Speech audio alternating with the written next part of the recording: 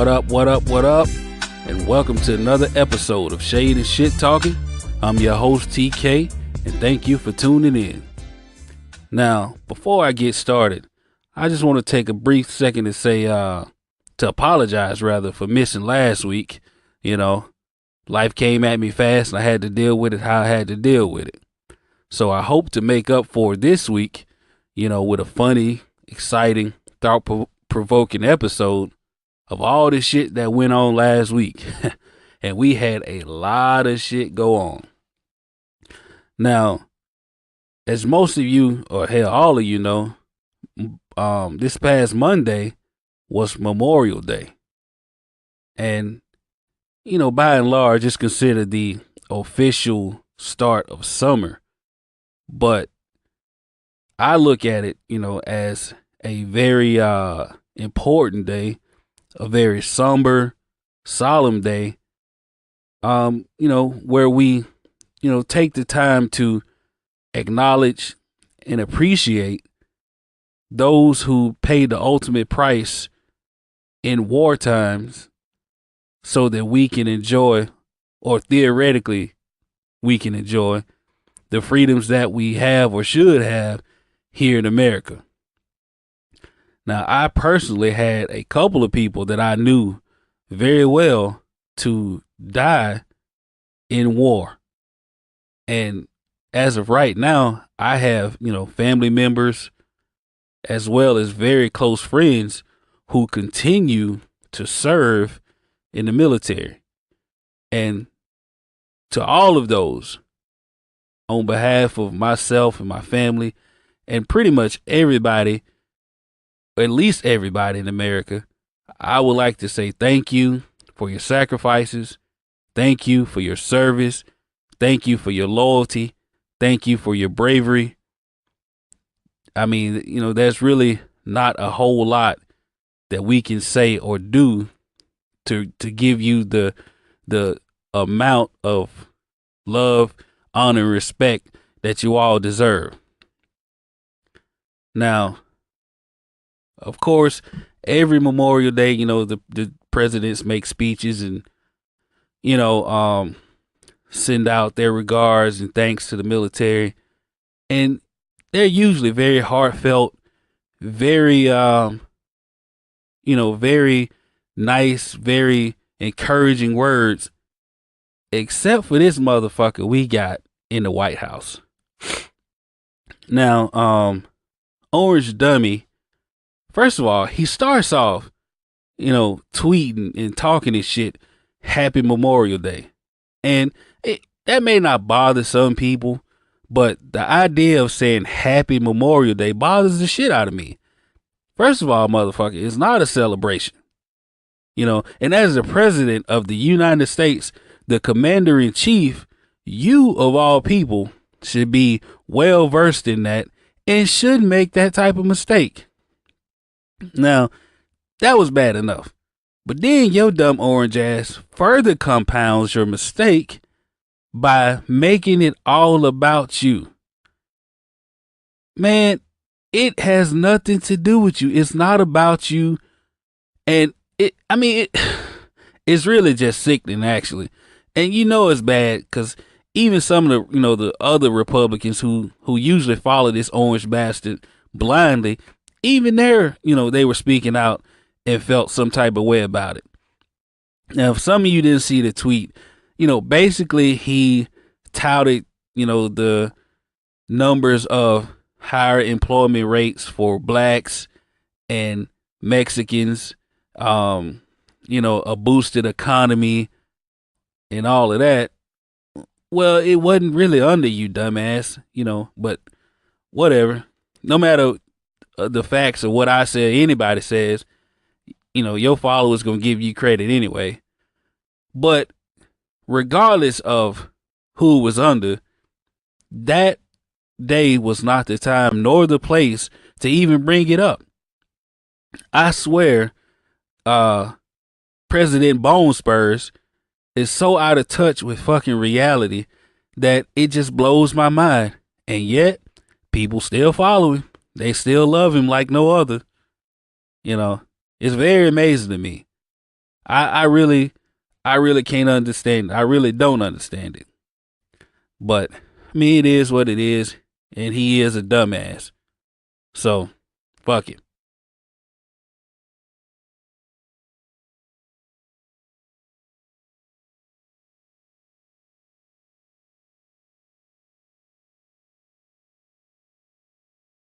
Paying for his wall. Now, Mexican President Enrique Pena Nieto shot back at his ass almost immediately with a promise of his own, saying, man, that shit would never happen. Now, basically, Nieto said, fuck you, kiss my ass, you and that wall. In a tweet he sent out where he at Donald Trump, he didn't skirt the motherfucker. He straight at him. He tweeted out, no, Mexico would never pay for a wall. Not now, not ever. Sincerely, Mexico. I swear, man, that dude is a fucking embarrassment.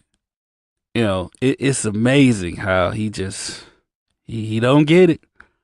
And his dumbass followers, they don't get it either. He stays fucking with black people and Mexicans. We the animals. Mexicans are the animals. We're the problems of the United States. Yet we not the one, pulling all this bullshit. But that's y'all president. Once again, fuck 45.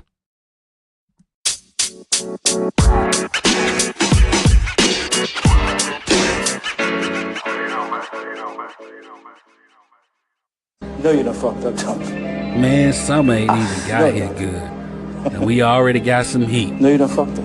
And of course, I'm talking about the beef between Drake and Pusha T. Now, these two cats have went at it this last week pretty hard, but this hadn't just started. These motherfuckers have been going at it, for the better part, 7-8 years or so, maybe longer. Now, before I get into what's going on now, let me just give you a brief summary or history of Pusha T and his beef with that camp.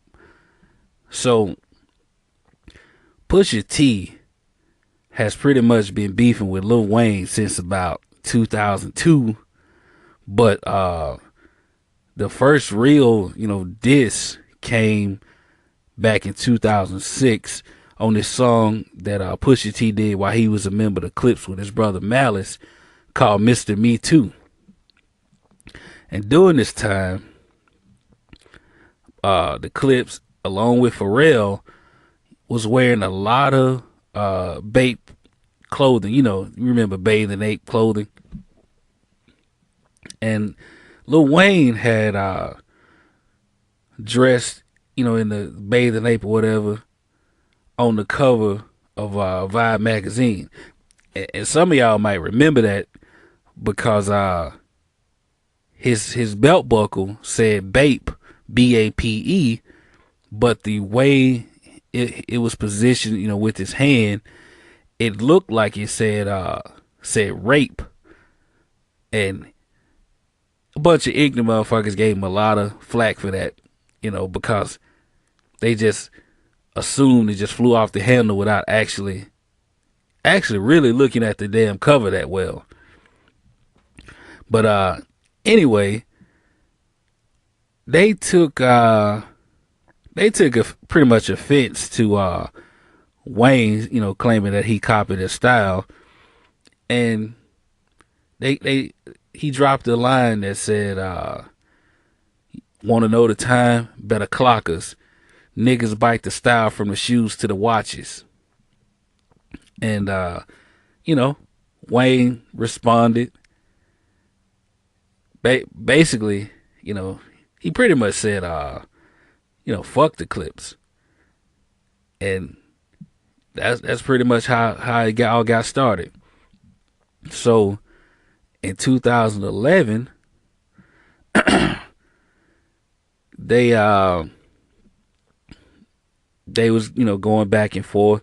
Pusha released a song called "Don't Fuck with Me," and in this song, he not only talked about Wayne, he talked about Baby, and anybody who decided to fuck with Baby after what he did to the Hot Boys, you deserve to get your shit taken. I mean, that's on you.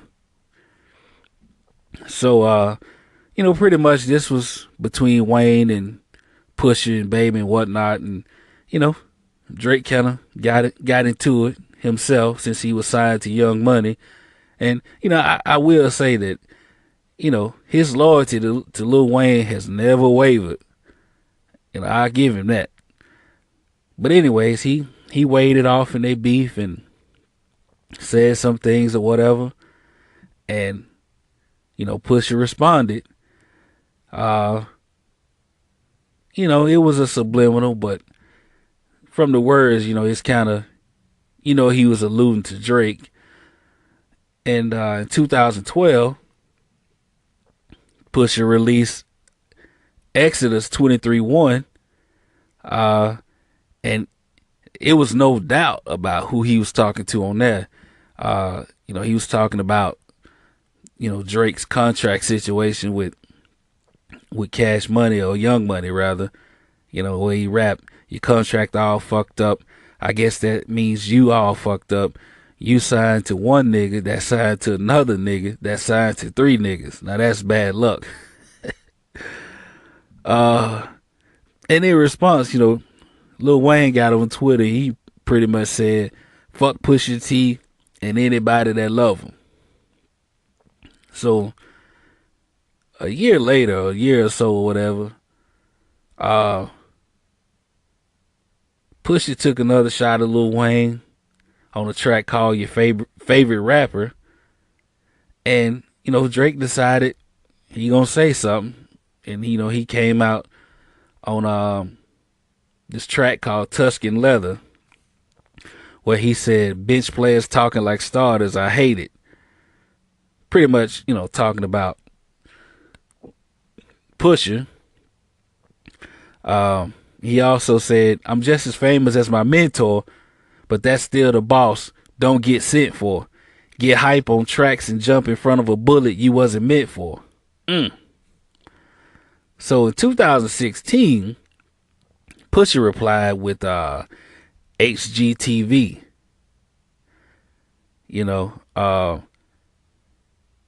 And he referenced Drake's first album, "So Far Gone," where he kind of talked about, this was the ghostwriting shit started really popping off, especially by people who took issue with shit that Drake was doing or whatever.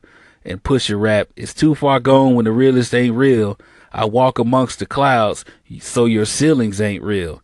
These niggas call of duty cause their killings ain't real. With the questionable pen, so the feeling ain't real." Okay. I hear you, Pusha. So, 2017, Drake responded with "Two birds, one stone." He called out Pusha, for always talking about drug dealing in songs. I mean, goddamn, that's pretty much all Pusha talk about. That's his MO. Cocaine, whatever. But Drake rap, "But really it's you with all the drug dealer stories. That's gotta stop though. You made a couple of chops and now you think you Chapo. You middleman in this shit. Boy, you was never them guys, I can tell. Cause I look most of you dead in your eyes. And you'll be trying to sell that story for the rest of your lives." Okay. Drake fired off. So I said all of that to bring us to now, 2018, May of 2018. And this is pretty much where all hell just breaks loose. Pusha released his project Daytona, which, you know, pretty hot, critically acclaimed, 22, 23 minutes. And in the last song on the album called Infrared, Pusha took, you know, a huge shot at Drake. And he did it by comparing the way Drake became popular to the way the orange asshole became president. You know, by pointing out that they both had outside help. You know, he pretty much mentioned his name, Quentin Miller, who Meek mentioned his name. We all know the story with Meek. You know, he caught an L, terrible L. But basically, he pretty much saying that Quentin Miller to Drake is what the Russians were to Orange Dummy. So Pusha rap, the lyric penning equal to Trump's winning. The bigger question is how the Russians did it. It was written like Nas, but it came from Quentin. Okay. Now, you know, Drake got an album coming out later this year that I mentioned maybe 2-3 episodes ago, called Scorpion. And, you know, one would think that he would wait to, you know, right before his album dropped or whatever, since a lot of people seem to think that this beef is all about album sales and downloads or whatever. But no, he responded in less than 24 hours with the Duppy freestyle. And the funniest part about the whole freestyle was this nigga took a heavy sigh, you know, like you know, like I heard that sigh like right after my mama got a note from the school or some shit, and she tired from work, but she knows she gotta beat my ass, so she catching her breath to give me that work. And you know, that's what that sigh reminded me of. And you know, before I heard the freestyle, there was so many people, you know, on Facebook, on Twitter, on Instagram, or whatever, like talking about Duppy like it was like Ether or No Vaseline or The Takeover or Hit 'Em Up, you know, 2.0. Like it was up there, you know, in the upper echelon of diss tracks. And I mean, they hyped this shit up, and you know, I was like, man, I can't wait to get home to hear this shit, man, because you know, this got to be like, you know, that gas. And you know, I'm not gonna lie, I was disappointed when I heard it. Not because I thought it was a bad track, because it wasn't. You know, it's good. It's fairly decent. You know, it's not a bad track, but you know, all the hype surrounding it, you know, had my expectations through the roof, and you know, it kind of let me down. And that was the only reason why I was let down, because of outside forces or whatever. But you know, Drake came through, and what's crazy is that, you know, Drake was like this huge Clips fan. I remember seeing the little video where he bought a microphone on eBay for $200 because it was supposedly signed by Pusha T. And he even referenced that in the song where, you know, he said, I had a microphone of yours, but then the signature faded. I think that pretty much resembles what has been happening lately. Okay. I see you, Drake. And then, you know, he not only did he take aim at Pusha, he took aim at Kanye, which y'all know I'm all here for that shit. Everybody should take aim at that nigga as far as I'm concerned. But whatever. But you know, Drake raps, what do you really think of the nigga that's making your beats? I've done things for him I thought he would never need. Father had to stretch his hands out and get it from me. I popped style for 30 hours, then let him repeat. And you know, this is referencing, you know, work that Drake did on the life of Pablo, song called Father Stretched My Hands in 30 Hours. And in this diss track, Drake ended it by saying they owe him for the extra publicity that he's giving them. And this nigga sent an invoice for 100K to Good Music. That shit was funny. Funny as hell, actually. But I'm gonna tell you where Drake fucked up though. Um, Drake fucked up when he decided to name drop Push's fiance. Now, don't get me wrong, he didn't say anything bad about her. He didn't, mention her really in any type of way. It was just a little clever line to, saying he gonna let it ring, like Virginia Williams, But, when you beefing, man, you just leave it between, you and the man you beefing with. You shouldn't really mention anybody else unless you want problems, from that. Which brings me to the story of Adidon or Adidon or whatever the fuck it is. Either way, it's Pusha T's reply to Drake's Duppy freestyle. And man, when I tell you that this nigga went personal, that's really an understatement. I mean, first of all, he talked about the man's daddy.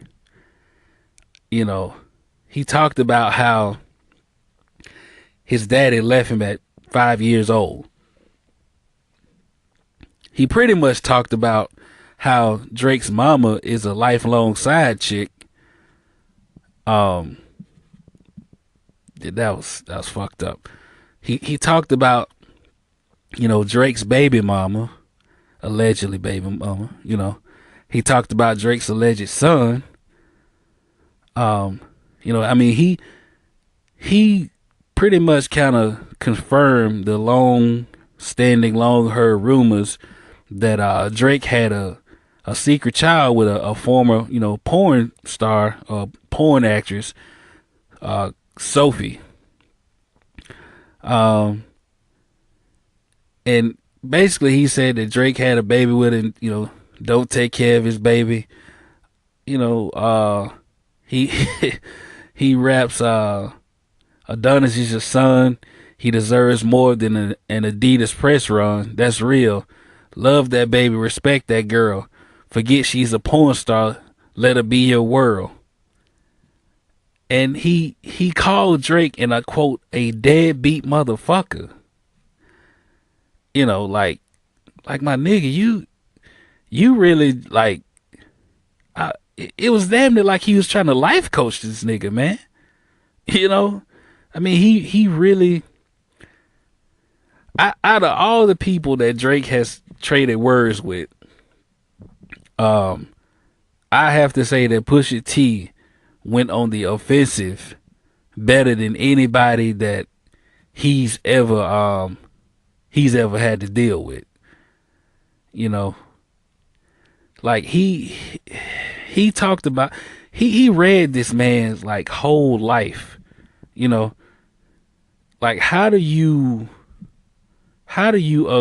attack, somebody's manhood, attack their character, attack their whole family, attack their sick best friend, all in one verse, all in less than 3 fucking minutes. I mean, I don't know about y'all, but if a nigga just really did me like that, we gonna have to fight when we see each other. I mean, motherfucker, it really ain't no words. Ain't nothing I could rap about, sing about, talk about, write about, pray about. Nigga, we got to fight. Because he really just took it, to the ledge. I don't know, man. I don't know how do you respond, to a very personal salvo like that. I was talking to some of my Black with No Chaser family, we was kind of, going back and forth about it. And, somebody said that Drake got to sleep with this man mama on fucking tape in order to really get back at him. and I kind of goddamn agree, man. Like, this is an abnormal dragon, bro. Very abnormal. And I mean, it was so much that he fucking said, and so much that he did, and I mean, like the whole package of this song, in my opinion, was like a masterclass in trolling. Okay, so first of all, you use the story of OJ as your beat. Okay, now your cover art is a picture of Drake in blackface. Okay, and as far as that picture goes, a lot of people don't really know the context behind it, and that picture stemmed from a photo shoot that he did in 2008 or 2009 or something like that, for this clothing line called Jim Crow Clothing, which attempted to, take back that negative connotation, that negative image, and turn it into our good. It's a clothing line from two black guys, I believe the name of it was. But, I get it, but in my opinion, I don't give a fuck who it is. Blackface is never okay. So, and Pusha used that to his advantage in a genius way. But anyways, okay, so you got the track, you got the blackface, you listen to this song while looking at Drake in blackface, and then you listen to the words where he, talks about this man blackness, where he talks about, he couldn't wear a fro because his hair wasn't nap enough. So I mean that's like some masterclass shit, man. And the funny, well, I wouldn't say funny, but the most damning, thing about what he did was like, how he pretty much tied Drake's daddy leaving him at 5 to how Drake is allegedly not taking care of his own son. He's basically saying that he's perpetuating the cycle of fatherlessness. I mean, like, oh shit, my nigga, he did all of this in 3 fucking minutes, man. 3 minutes. That shit's amazing. And then like you got I know that shit came off like as a goddamn sucker punch, man. But he not only talked about that, he kind of like said that his father leaving him is the reason why his music is full of lies, and he kind of tried to make it seem like that that's why he's angry, and that's why he's kind of like he's misogynistic, and that honestly, man, he schemed the shit out of Drake, man. I'm not, that's how I look at it. Like, he really baited him in. He had all this shit waiting so that he could just, eat his ass up, because all of his talking points were well thought out. They was researched. He coordinated the shit out of this, man. And to do it all and imply that, Drake is a broken man because his daddy left him, and he got an identity crisis because he's mixed and his hair ain't nappy. And it's just crazy that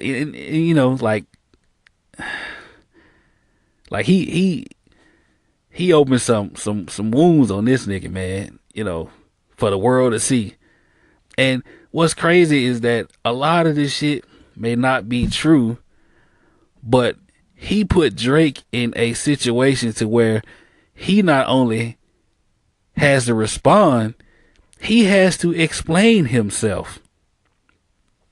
He has to explain the shit that he's was alleged to have done.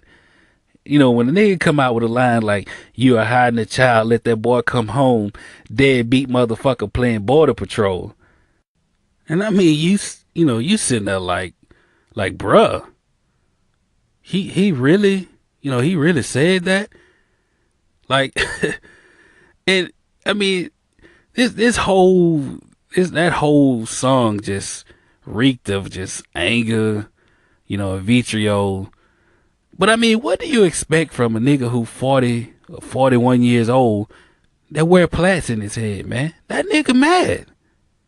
He mad. He ain't really got shit to lose. And that's what a lot of people are failing to realize. Like, man, Pusha T ain't got shit to lose. Drake is the champ. He's sitting on top.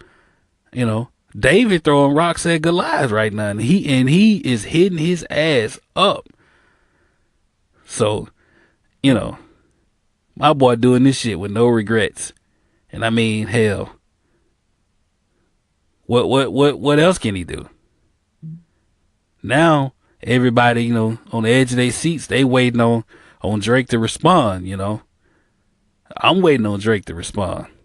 I personally can't wait, because I think that, maybe he sees now he he underestimated, Pusha. He came in too nonchalant, like, Pusha ain't shit. And I remember when it broke, I had made a post on Facebook, and I'm like, y'all need to understand that Pusha ain't Meek, and he ain't Meek Mill. And so far, that nigga has proven me right. So the ball is in your court now, Drake.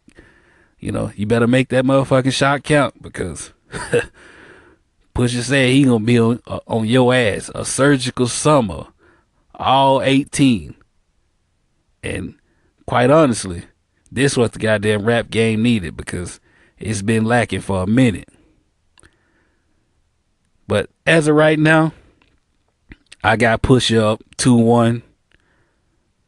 Some people might not see it that way. However you see it, you can't deny Pusha came with it. Now, I will say, he he kind of crossed the line on that 40 line. And I don't know if Drake's producer 40 Shabib, said, something previously, or, somehow got involved with the beef or whatever to make Pusha go at him.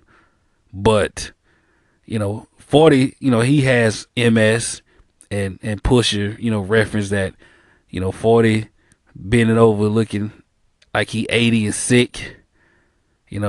How much time he got left, tick, tick, tick. Something to that effect. That was some cold shit. But, when you open that door, when you open Pandora's box like Drake did by mentioning that man's fiance, you can't put the shit back. You can't take it back. And you gotta accept, whatever comes your way. So, we got us a good one, folks. Like motherfucking T.O. said, get your popcorn ready.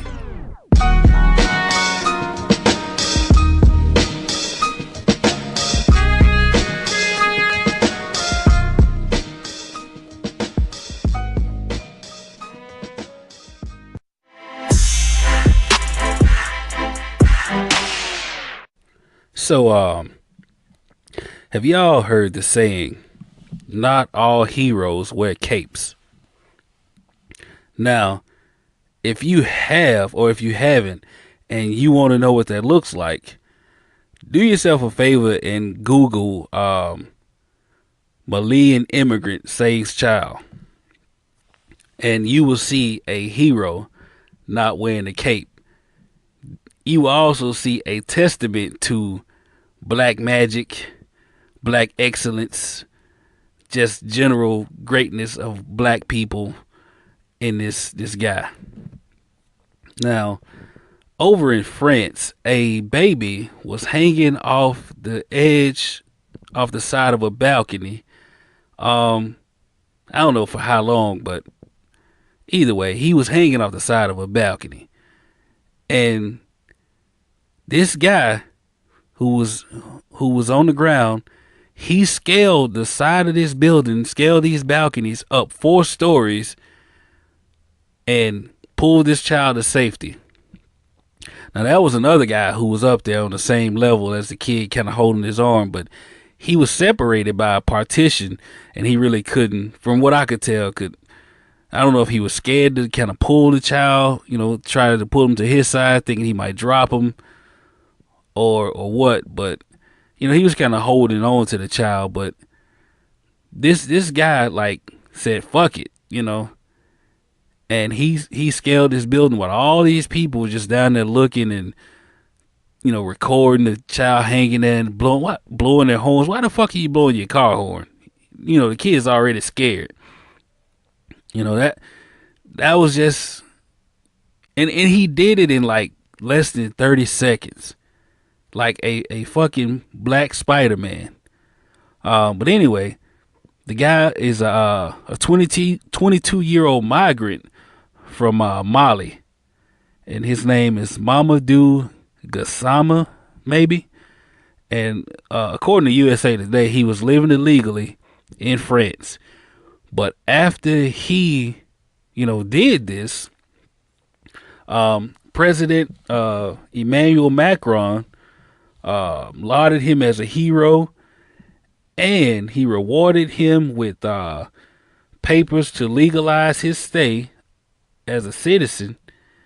And if he wants it, he has a job with the French Fire and Rescue as a firefighter. Now, all of this made me think of a few things. One, if you're going to have a firefighter on your team, I would want the nigga who could scale a building. Like, hey, man, there's somebody on the 3rd floor and the ladder stuck, Mama dude, help him. And he just scaled the goddamn building, Another thing I thought about watching this kid dangling over the side was, and I'm glad the kid was safe and all of that, but first thing I thought was, man, how fucking strong is that baby hanging on the side of that goddamn building? Like, this baby just hanging there. He ain't swaying, he ain't doing nothing. This nigga just hanging there.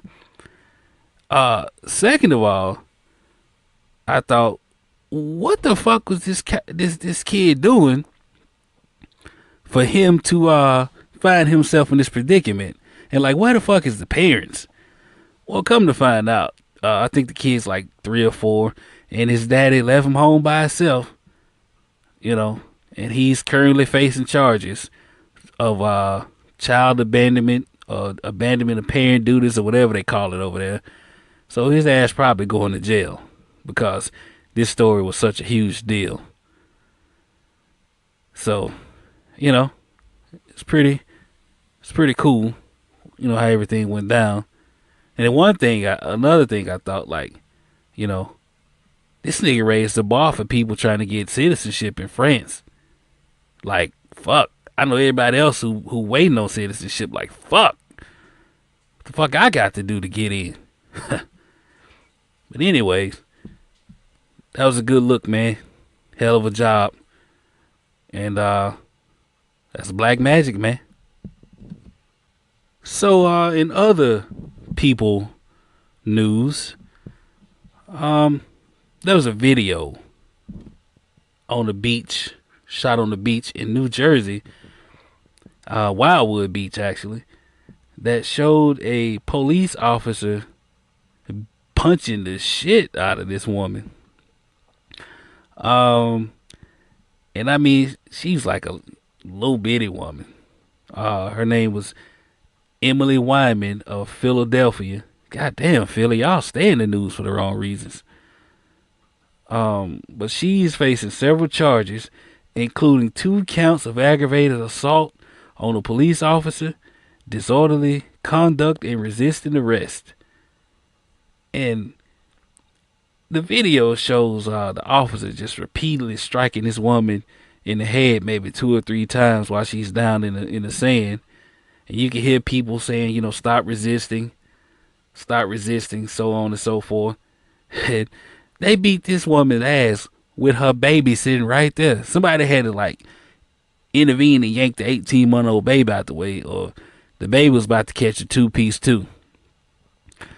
But, you know, it kind of dawned on me that they ain't even shoot her. They ain't kill her. They ain't tase her, nothing. You know, they just gave her 2 or 3 licks and she lived to tell the story. And, you know, normally when I point out, you know, police brutality, you know, I feel sorry for the victims. I really do. But this ain't one of those times. Now, I admit at first I did, but I was watching the video, and as she was arguing with the cops, this bitch said, I ain't one of these niggas out here, so on and so forth. So after I heard that, you know, I was pretty much out. Like, hey, you are today. Take that left, take that right. Stop resisting. Look, I was like, look at her, damn thug. You know, you should have just complied, Emily, Becky, Karen, Susan, whatever. I ain't one of those niggas. Well, bitch, you was that day.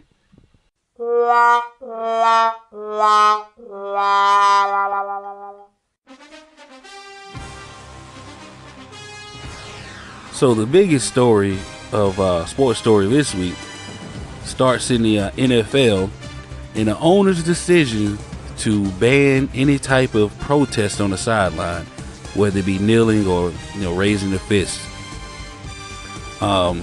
With this decision comes penalties. If any player chooses to do it, their team receives a 15-yard penalty, and the team can also levy whatever fine or, you know, decision they see fit against the player. Now, the crazy part about it is this whole kneeling situation kind of really started to die down, and it got revved right back up because a few of the owners decided to listen to the orange dummy that we have in the White House, with the main culprit, and this is no surprise, being Jerry Jones. Fuck Dallas. I hope you never win again. And anyway, in a deposition, Jerry Jones, you know, pretty much testified that he talked to Trump on the phone, and Trump pretty much told him that, you know, they can't win. You know, he's pretty much using this protest as political fodder. You know, it helps him to advance his agenda. So other owners, you know, pretty much fell in line. One of the most surprising to me was Stephen Ross of the Miami Dolphins, because he actually appeared to be, you know, supportive of the players. He actually came out and said, I was totally supportive of the players until Trump made his statement. He said that Trump changed the dialogue. Now, if anybody comes to you and tells you that this whole kneeling situation is about patriotism or nationalism, please cuss their ass smooth out. Don't even waste time. The only ism that this ruling is about is capitalism. That's it. They don't care about the flag. They don't care about the anthem. They care about the bottom line. And as a business, that's well in their rights. And as patrons, it's well in people's rights to say, you know what, fuck y'all, I'm not supporting. Now, they talk, a lot of the owners, Bob Racist McNair, and a few others, talked about how the league was losing money. The league, the teams were losing money. But that was in direct contrast to what Falcons owner Arthur Blank said when he justified paying Matt Ryan all of that money. He said the team and league revenues are way up, and that's why he paid Matt Ryan all that money. Why he paid him all that money is a whole nother discussion, but get your money. So anyways, it's pretty much obvious that, to me it is, that they're all colluding against Cap to keep him and quite possibly Eric Reid out of the league. And some of the players, well, I read a story, some of the players are talking about sitting out, but I seriously doubt it. And I really wouldn't, I personally wouldn't push for players to sit out. I'm not going to tell another man not to get his money and take care of his family. I just can't do that. But if they choose to do that, then hey, I support them. More power to them. Hell, I wish they could put their own money together to start their own league. And that'd be some shit. But we'll see. I do suspect that viewership will be down this year again, and not from the people who were talking about the protest in a negative way. I think a lot of people who are still in solidarity with Cap will stay away as well. That means no watching, no attending, no buying merchandise, none of that shit. I think they really about to see a downturn in the money that they receive.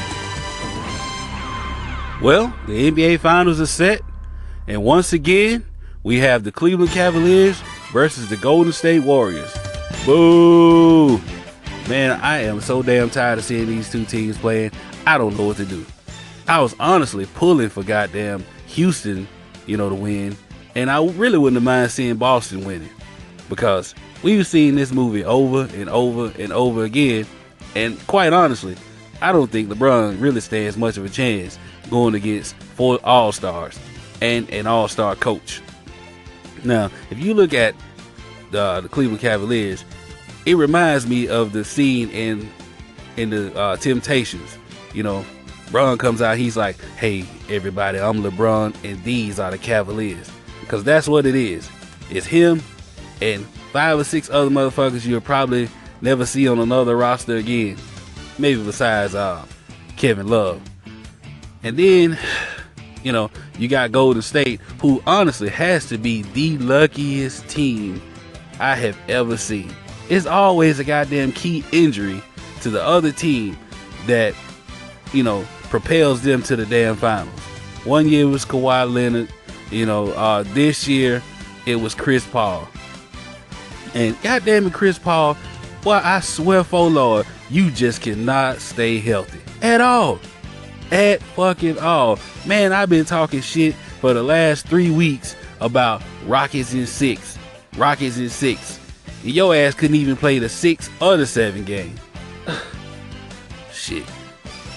Instead of State Farm insurance, I hope your ass got health insurance, because you stay in the goddamn hospital. I swear, man. You really fucked up the church's money with this one. I really don't know what to say, man. Damn you, Chris Paul. Anyway, we got the finals going. Games 1 tonight. And honestly, a lot of people are expecting maybe a sweep, a 4-1. I hope it's competitive. I mean, we all know that LeBron GOAT Junior James is gonna bring it. You know, he's gonna get his, but he's gonna need help. Rodney Hood, he hadn't played, I don't know, since what, high school, it seemed like. You know, you got Jordan Clarkson. I hope he get his. He's gonna have to get his. Jordan Clarkson, Larry Nance Jr., Kevin Love, Tristan Kardashian Thompson, which I seriously doubt he will. I think him and Drake been hanging out too much. They all gotta help this man, because I'm gonna tell you, Klay Thompson and Steph Curry, the light-skinned shooting wonder twins, along with Kevin Durant and Donkey, they gonna be on their ass. And Andre Iguodala missing game 1, but he's more than likely gonna be playing game 2 and beyond. They gonna be locked and loaded and shooting everything. So Cleveland got his work cut out for him. I seriously see a 3-6 coming for LeBron. But I tell you what, if by some miraculous way he fuck around and manage to pull it off and win the championship, I could see and hear the tears from the LA Laker fans and the Kobe stands coming relentlessly. Honestly, I probably am pulling for him just so I can see that. I know a lot of Laker fans that hate this man just for being. Oh man, I hope the petty gods open up and guide his shots, order his steps, and keep the refs blind from every travel that he does in order to beat Golden State. Not because I don't like Golden State, but because I'm petty. That's why. So sit back and enjoy, y'all. I don't know if it's gonna be a good one, but it's damn sure gonna be a fun one.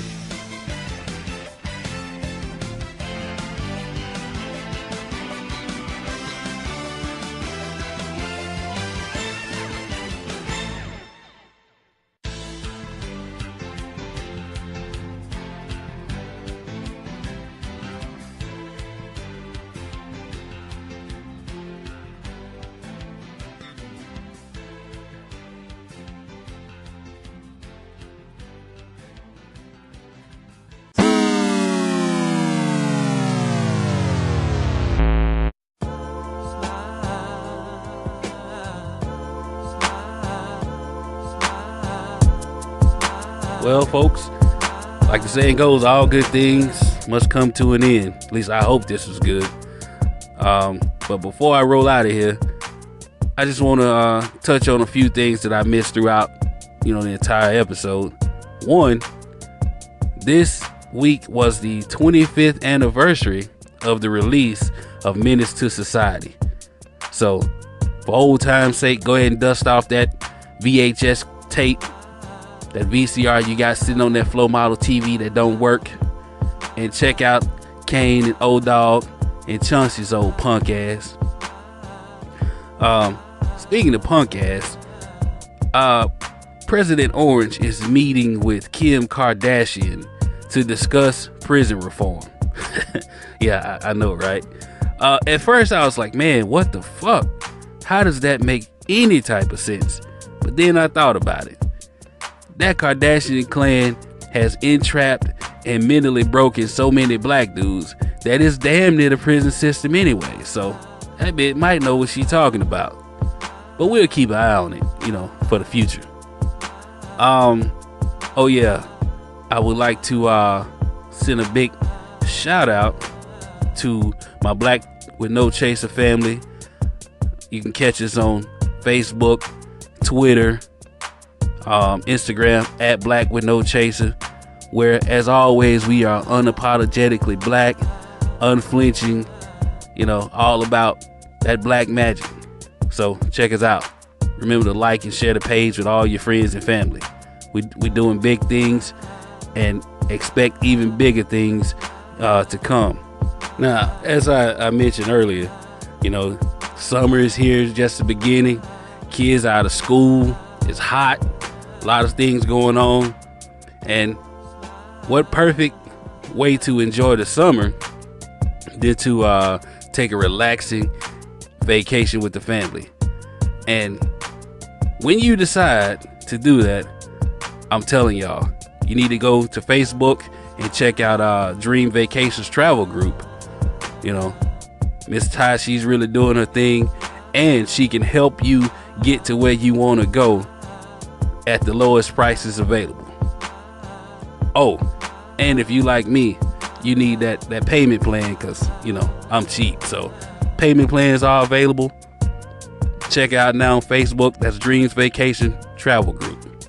And make sure you tell her that Shade and Shit Talking sent you. Now, speaking of traveling, people be traveling up and down the roads, flying. You know, it's hot as hell, and a lot of motherfuckers ain't got no air, and they driving real fast and disrespectful. Actually, more disrespectful than Pusha T was to Drake. So, y'all be careful, man. Drive safely. Be kind and courteous to one another. And I will be seeing you all again on next Thursday.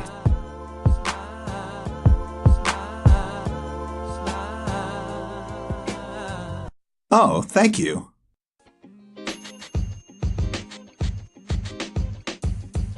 The podcast you just heard was recorded with Anchor. If you want to make your own, download the Android or iOS app completely free from anchor.fm/podcast. That's anchor.fm/podcast.